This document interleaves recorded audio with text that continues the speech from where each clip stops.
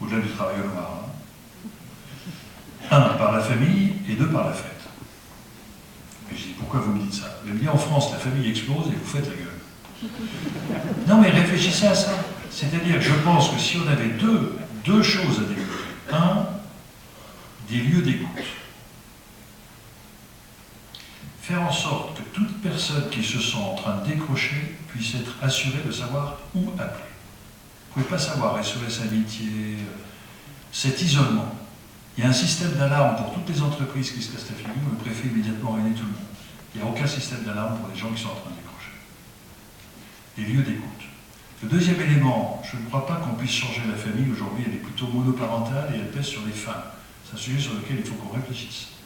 Le poids des femmes et la lourdeur de leur charge par rapport à l'éducation de leurs enfants, etc. S'il y avait une urgence, c'est de dire réfléchissons à ce que chacun soit femme, non pas en fonction d'une allocation chômage ou d'une allocation de solidarité, mais en fonction d'une activité. C'est-à-dire qu'on fasse que quelqu'un se sente utile dans la société. La pire des bombes que monsieur évoquait tout à l'heure, c'est d'avoir la perception de se sentir inutile et méprisé. On me donne quelque chose pour que je ne fasse rien parce que je ne suis pas capable de retrouver un dos.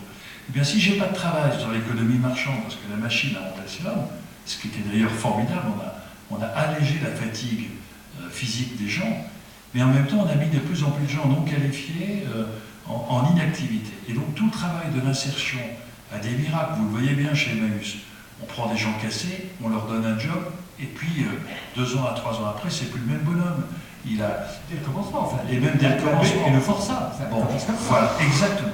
Et donc je crois que dans toutes nos sociétés, dans toutes nos collectivités, pardon, la territorialisation permettant à chacun de se remettre en activité est un facteur de socialisation majeur, et peut-être, sur la cause, de faire prendre conscience aux gens que la vraie cause pour laquelle nous devons nous battre aujourd'hui, au-delà de l'aspect de l'environnement, c'est la dignité de la personne humaine. Et soyons attentifs à ce que nous ayons ce combat permanent. Moi, je suis effrayé de voir que quand quelqu'un fait une faute, on l'enferme dans une prison. Mais on ne veut pas qu'il ressorte. Or, le vrai problème de la prison, c'est qu'il ressorte mieux.